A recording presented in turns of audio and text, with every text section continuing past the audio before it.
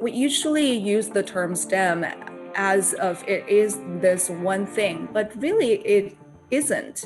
It's a big bucket of so many different things, so many possibilities. For AI, there's a very famous saying, which is that it can only be as good as the data you feed into it. In a way, it's a very collaborative relationship between us and the doctors. At the end of the day, we're all trying to drive the field forward with our combined effort. Hello and welcome to the TeensinAI Podcast, where we interview leading figures in the world of AI from the perspective of young people. For today's episode, we spoke to Dr. Rachel Lee, who is a machine learning engineer at Privacy Analytics, an IQVIA company who provide data anonymisation services and software for organisations in the healthcare industry. We discuss her experiences as a female computer scientist and the future of data in healthcare, exploring how it can revolutionise both medical research and patient experience. We hope you enjoy. Just to start off, Rachel, I was wondering whether you could tell us a little bit about who you are, what it is that you do at IQVIA, who IQVIA are, and how you got to this point in your career. Yeah, absolutely. I'll be happy to talk about that. I am currently based in New York City. And like Kate just said, I am working as a senior machine learning engineer at IQVIA. And more particular, the unit that I'm working in is called Privacy Analytics. So we are a part of the large healthcare organization, IQVIA. In terms of the work I do day to day, it covers a lot of things. So for example, machine learning, deep learning, natural language processing, and data privacy, and of course, healthcare. My daily work involves building and refining and even deploying these tools with artificial intelligence and machine learning. So these tools that we build help organizations to make sure that the patient data privacy is protected, and at the same time, the data utility is also retained. So talking about how I come to this point of my life and also my career, I would say that growing up, I have always been someone that's always curious about everything. And when it comes to the interest for computers in particular, it actually started at a pretty young age, I would say, when I was intrigued by the creation of computer animations. So that led me to choose computer science as my major when I entered college at Peking University back in Beijing. So at that time, when I was in college, this one time when I talked to a professor who was visiting from Switzerland, she is a really big name in the field of computer graphics. And back then she was working on something really cool. So what she did was she led a group of researchers to create a virtual 3D fashion show. And they had this whole lineup of 3D models walking on the runway, and you could see these beautifully made high fashion garments. And the texture seemed super real. The movement, it's the whole package. And everything was simulated by computers.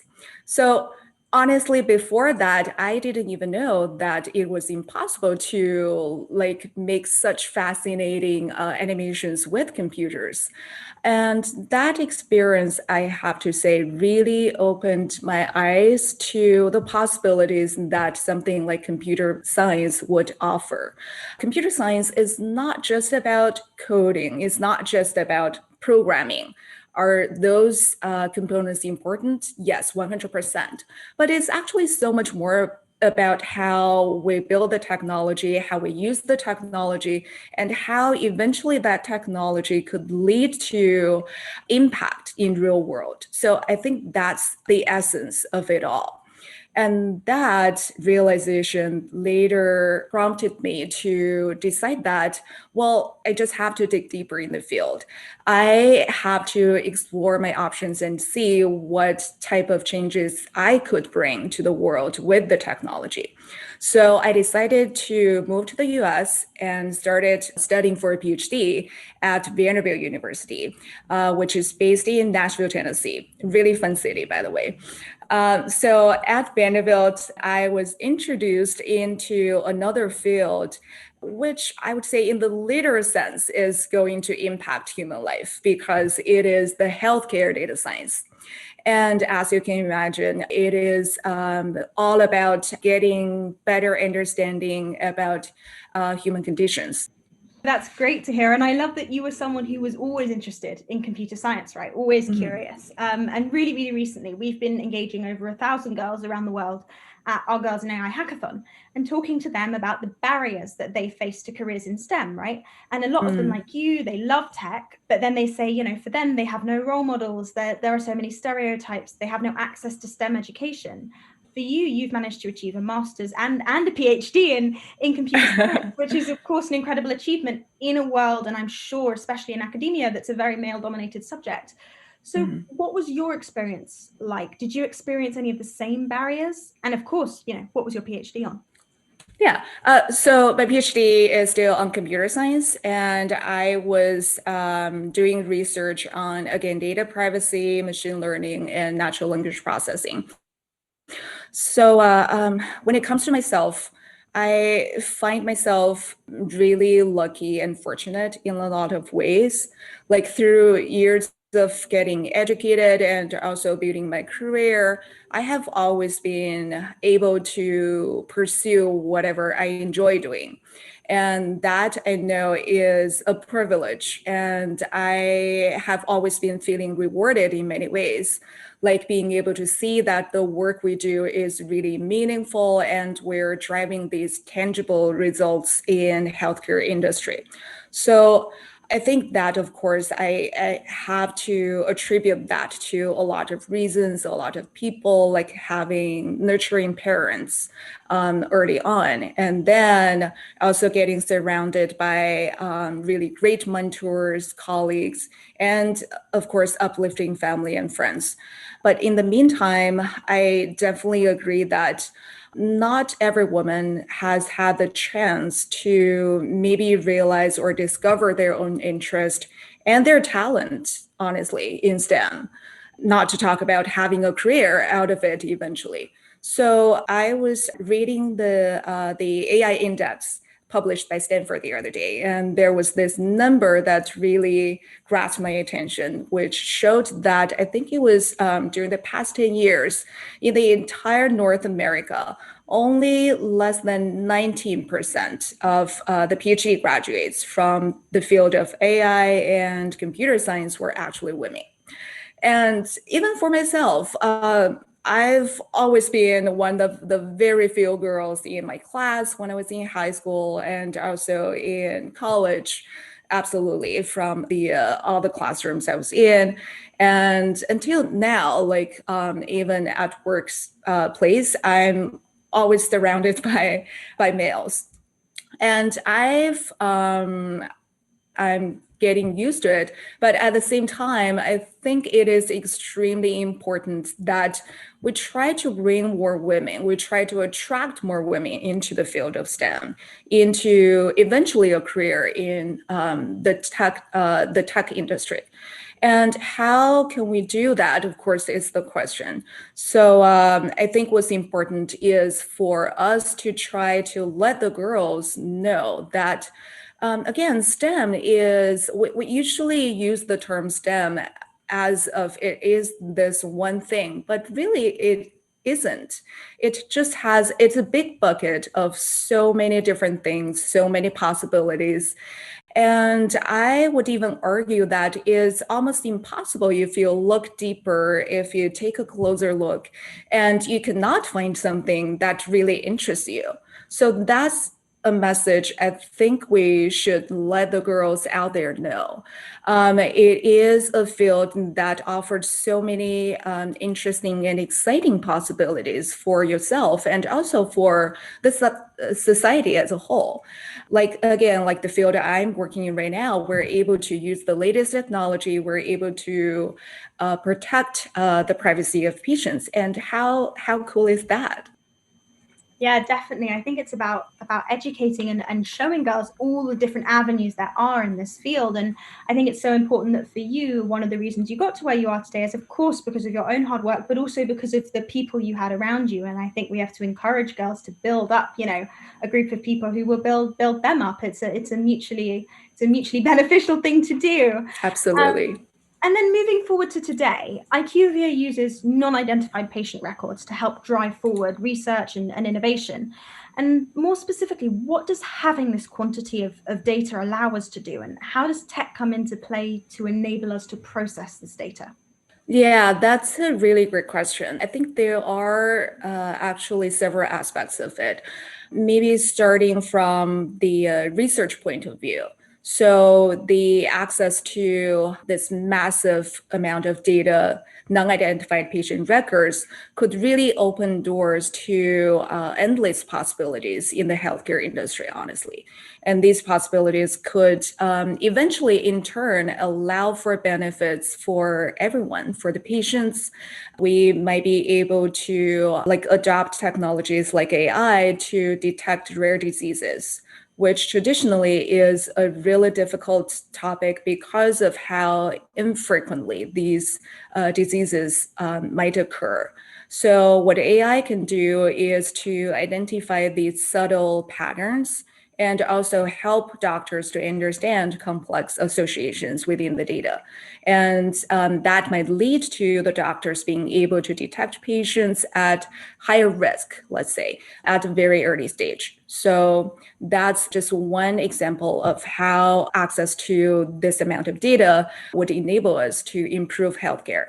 I think what's also worth mentioning is that being able to use the data effectively is not that easy because there are always numerous challenges that come with the use of non-identified patient records. For example, healthcare data is notoriously messy. And before we can put the data into use, we have to clean the data, we have to standardize it. There's no workarounds for that. And then another aspect of utmost interest, of course, is patient privacy. So leveraging this patient records must be done in a way that the sensitive information within the data is protected. It is anonymized, it is transformed so that the patient privacy is maintained. And organizations need to be aware of that, need to take responsible actions to do that, because that is the only way that trust can be earned by leveraging data like that. And do you think that people are becoming more and more enthusiastic about using this data and about enabling and allowing their data to be used? Because I'm like, hey, if it helps research, then yeah, I'll hand it over. But I know that that's probably the case for everyone, but it's anonymized. So that's a great benefit. Mm-hmm. Yes, absolutely. I know there's always controversy on how the data should be used and what kind of data can be used, honestly. So I think, let's say, as organizations, what's important to remember is that at the end of the day, the sensitive information we're talking about, the patient data we're discussing here, they represent real people. So we have to see that. We have to acknowledge that, because seeing that would enable organizations to, again, take responsible actions to protect the patient privacy within the data. And that's the only way, really, you can earn trust from the public. Without the trust, there's no way we could conduct research that would allow for more innovation, more possibilities. these research findings that we are, as researchers, we are excited about. But at the same time, I think what's meaningful in the end is they will lead to tangible results for patient outcomes. They will lead to better healthcare. So how we could communicate that information, that message to the patients, how we make the patients actually see that we are maybe for clinical trials, let's say, we can recruit a more diverse population by using this type of technologies, by leveraging patient records. We could also create maybe more targeted, more precise, personalized treatments for patients, again, by leveraging data, by leveraging non-identified patient data.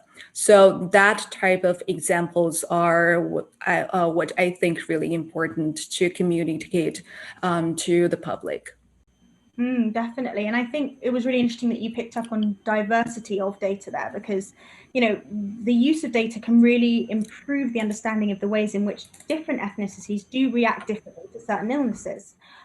We desperately need to understand variance in symptoms between different ethnicities better. That was really prevalent with a news story here about COVID in a particular skin rash, and how many pictures we had of the skin rash on white people, but not on people of other ethnicities. So are there ways in which, do you think that will be a massive, massive help? Yes, definitely. So I guess we all know how diversity is really important in healthcare industry. So like for COVID, we know that the marginalized communities have been hit disproportionately during difficult times like the pandemic. And how we could tackle challenges that is the problem here. And especially, I would say, with more and more utilization of AI, the problem of lack of diversity could be a really serious issue. Because for AI, there's a very famous saying, which is that it can only be as good as the data you feed into it. So what that means is that if the data is not really diverse enough, if the data is in whatever way biased, then the outcome of the AI, the product we built out of the data, is also biased, because AI could perpetuate that bias by training with that data, and even in sometimes amplify that bias, honestly. So that would lead to really serious problems, like the great example you were giving, Kate, about how the detection algorithm it was trained with light colored skinned people, and it cannot really perform that well on people with darker skins. And that could be a detrimental issue in practice. So, of course, the one way, but not the only way to address that is to include more diverse data. And when we curate the data set at the very beginning of all this, and we have to keep in mind that only by including more diverse population into our considerations during the research phase, that is honestly the only way that we can ensure the technology that we create would have the capability of really serve the entire human race.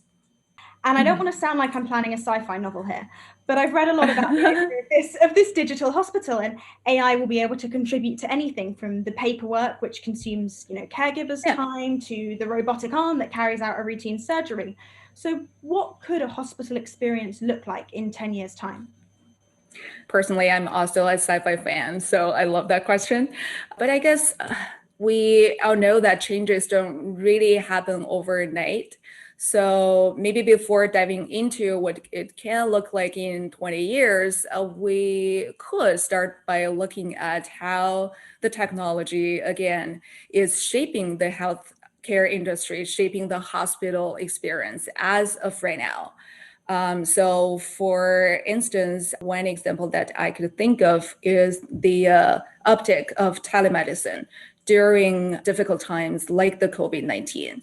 So it is adopted as a way for patients to stay connected with healthcare providers. Even when they are confined at their own home, they cannot really visit the hospital that easily. And in this case, technology, again, AI could help us to build tools like chatbots. And these tools would further improve the quality of communication in these virtual settings. And another example might be surgical robotics. So there has been a really exponential growth, I would say, in the field of surgical robotics for the past 2 decades. And so far, the biggest success has been around the improvement on precision of the surgeries, the physical performance. So what I find really interesting, and I don't think a lot of people have realized, is that with the growth in robotic surgery, it also opened doors to digitized surgery. It means that in the future, we might be able to automatically monitor and track and even record every second in the operating room. And that eventually will turn into an invaluable source of data. So we always come back to data collection. And of course, this data could be used for research in machine learning and AI eventually. But of course, I will have to mention again, the collection of the data, the organizations that would actually conduct collections like that, they would need to ensure that the data collection is responsible. They would still to ensure the patient privacy is protected through the process. And it's also something that to achieve, I'm sure you have lots of people in lots of different countries working on. Something that's also required a lot of collaboration this year is, of course, COVID-19.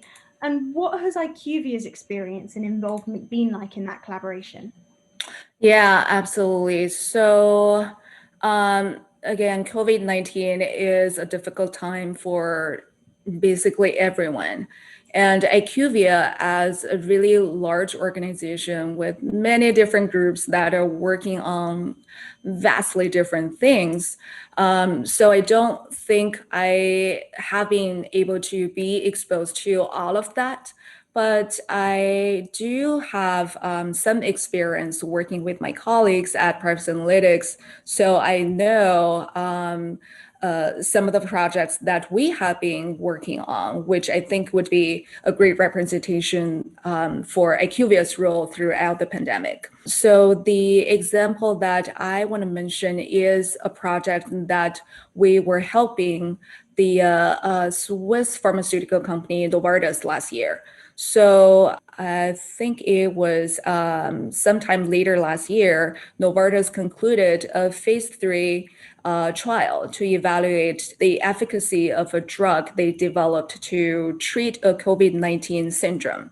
So obviously at these special times, the goal was to try to accelerate the data sharing of this really insight-rich trial data after the trial was completed. And what Novartis did was they took a very proactive approach. They planned ahead and reached out to us and relied on our team at Privacy Analytics to ensure that the data is anonymized and it can be efficiently and effectively shared with the broader research community.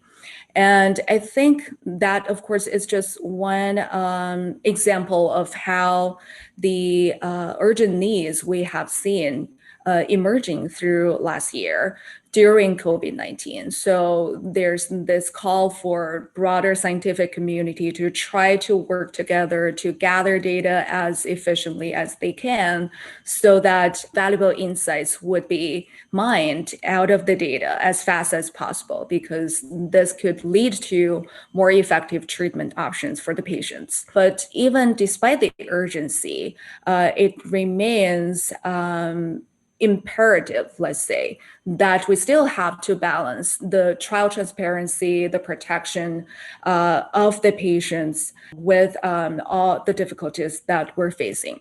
So for data to be shared safely and responsibly, it must first be transformed. It must first be anonymized.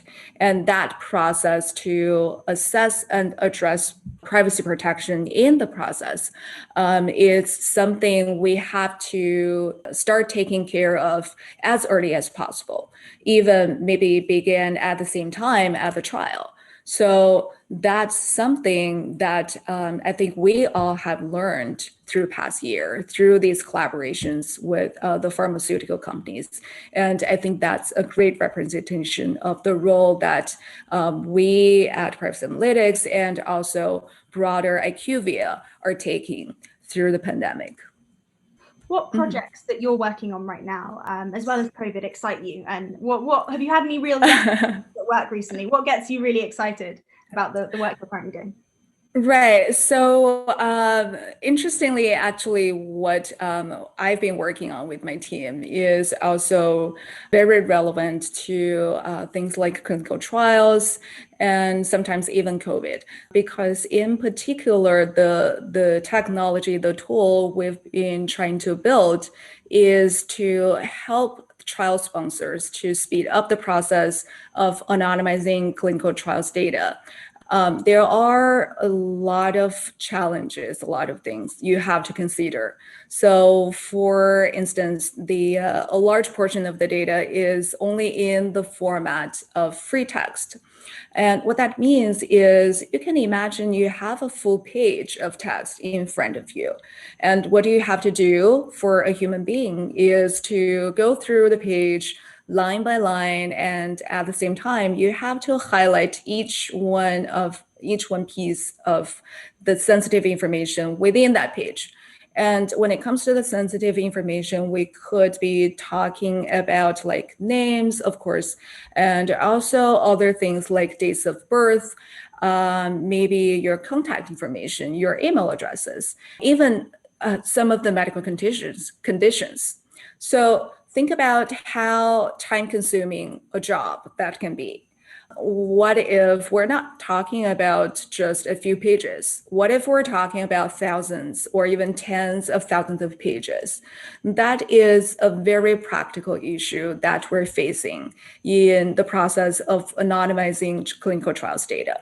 So what we have been doing is we are using, again, artificial intelligence, machine learning to try to help our human experts to accelerate that process.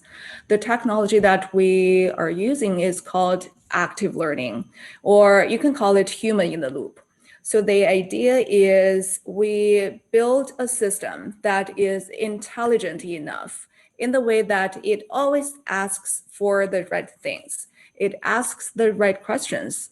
So eventually the system is able to collect feedback from the humans, only targeting the things that the system was not really good at. Through time, the system obviously learns better, improves on itself, and eventually that leads to much less human effort needed in building a performant system. We are able to save tremendous effort of our human experts and help them to focus more on the more innovative aspects of the projects that they're working on. I totally forget that every country and every doctor has a different way of recording their data, and that just makes my head feel slightly overwhelmed. So it must be incredibly satisfying when you do get it into one data set. That must be a huge moment of achievement. Yeah.